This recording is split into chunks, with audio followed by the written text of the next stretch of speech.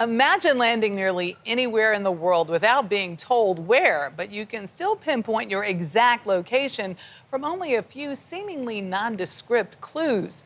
A dedicated group of online players can do just that, often within seconds. Nancy Chen is here with more. Nancy, tell us all about it. Hey, good morning, Michelle. The game is called GeoGuessr, and this weekend, its best competitors are duking it out for the top spot at the World Cup in Sweden. As we learned, it not only gives players a challenge in memorizing landscapes around the globe, it also helps them see things around them in a more thoughtful way. I only ever pay attention to sidewalks if they're really strange or distinctive looking. Like what, yeah. in Kazakhstan? Portugal, for example. As we climb the hillside of Berkeley, California, it's clear that for Jake Lyons, life is a giant game of I Spy. If we just got dropped here, what clues would you be looking at to know where we are? Well, there's all kinds of stuff. I can tell we're in the U.S. just from the general architecture, the houses that I'm seeing here, the road lines, the double yellow road lines are very, very common in the U.S. But I think the best clue here is this electricity pole here. You can see these 3 horizontal yellow stripes. 99% of the time, if you see these, you're in California. The devil is in the details, and Lyons' attention to them have made the 24-year-old, ladies and gentlemen, one of the top geoguessers in the world. Notice I was 16 points from rank 1. Are we in Tallinn? With fans tuning in to watch him tackle one challenge All right. after another. Could be Accra, but it doesn't feel right to me. Yes, it's done! Players are placed anywhere in more than 100 countries through Street View on Google Maps, leaving them to guess their location using only the images around them. Suddenly, street signs, flora, and road surfaces, even the sun angle, become valuable clues as the clock ticks for the site's 15 million monthly visitors. It's a way to discover the world and get in touch with its beauty and diversity. And GeoGuessr is just a way to really experience that from your own home. E73 is here. When people ask me what GeoGuessr is, I have to tell them it's a video game, but it really is so much more than that to me. A self-professed geography nerd, as a child, Lyons studied maps for fun and recently graduated from Northwestern University with not one major, but 3, plus 2 minors. Well, there's a sign right there.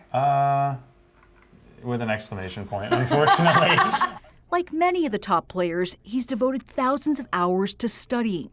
That includes memorizing the world's obscure corners through websites meticulously created by a community of geoguessers. A lot of what it comes down to, getting good at this game, is just how much time you put into it. I've spent just countless hours learning things like studying cities in different countries, learning how to read certain languages. Järvikeskus. And keskus just means centers. I'm currently learning Thai or learning how to read things like Russian. You're learning languages for this game. Yeah, I'm not learning how to speak them necessarily. Yeah. That's the cool thing about it for me. It's like I'm learning real things about the world. Skills he put to the test on a global scale against other top contenders. Last year, the game held its first ever World Cup with the finale in Stockholm, a months-long tournament narrowing down GeoGuessr's best players, including from Australia to Asia to the Americas. People play GeoGuessr from all over the world. Yeah, they do. We met with Daniel and Tal while he visited New York. The Swede founded GeoGuessr with college classmates 10 years ago. Are you good at GeoGuessr? No, I'm super bad. Because it's a hard game. Yeah, I'm good at Sweden. Oh man, what is this? It's since turned into the world's top browser-based game, available in 11 languages. We have hills. When we started it, we thought that we need to have like a lot of location in cities, also a lot of famous places and stuff. But the good players, they are getting so good at the game, so we need to limit the information in the images that they get. And the players are getting really good. I don't want to go too south. But none are quite as famous as Trevor Rainbolt, known as just Rainbolt. And yes, that's his actual name. We talked to him from GeoGuessr Studios in Stockholm. I had to make sure that it wasn't a typo. You can guess images within 0.1 seconds. 0.1 second. That's kind of what blew me up on TikTok and Instagram. Oh, Rainbolt's videos pinpointing locations rack up as many as 33 million views. Made it to the top, brother. Look at that. Dude, it's surreal. They've allowed him to turn it into a full-time gig and explore the world. This is what the middle of nowhere in Laos looks like. The Arkansas native's virtual voyages becoming real-life ones as well. There's no real street view coverage in Laos, so everything we see is new. You started playing GeoGuessr before you traveled and left the country for the first time. The game of Geoguesser was kind of the way I would travel, especially during COVID. It was like the next best thing. Sometimes I would take trips around the US, but I get curious about the rest of the world, and Geoguesser kind of filled that curiosity for me. The 25-year-old has since visited 23 countries and moved to Thailand last year. That's where he now uses his skills beyond the game to help others for challenges, big and small. This is the greatest sandwich I've ever had. That includes finding a bagel shop after someone posted it was the best sandwich of his life and refused to share the location. And I'm not telling you where it's from. I will. It's an egg, cheese, and avocado bagel from Bagel Market on 168 William Street in New York City. You walked approximately... Rainbolt tracked it down and got a sandwich named after him. Other deeds have had deeper impacts.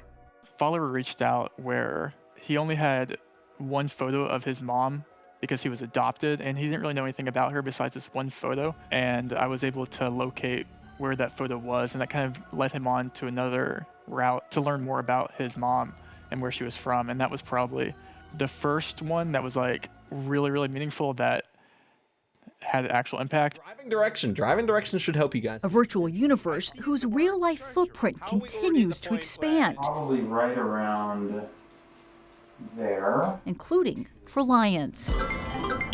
What has surprised you as you've gotten to know all these different landscapes and cityscapes around the world?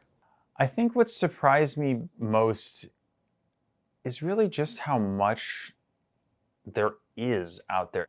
There's just so much to the world, and there's so much to every little part of it. All of the languages, the people, the cultures, the landscapes. Every place is different. It feels like the type of thing where eventually you've seen everything, but that isn't how it feels. It really feels just like it goes on forever. It just infuses you with such wonder about the world and about the situation and the surroundings even around you. Like, how often are you thinking about the light pole in your neighborhood? And a yearning to explore. Oh, but you're right, also just looking at things in your area that you didn't notice that you before. take in. But Rainbolt, I mean, it's like unbelievable. special. Like Yeah. finding He's a savant. the picture, it's like... I don't know how. I don't even Off get that. grass, I don't off get of it. a hillside, off of sometimes just a street sign. I feel like they have like CIA teams devoted to like, finding these locations. They need him. And he does it Yeah, better. definitely. They're very good. Definitely. Thanks, Nancy.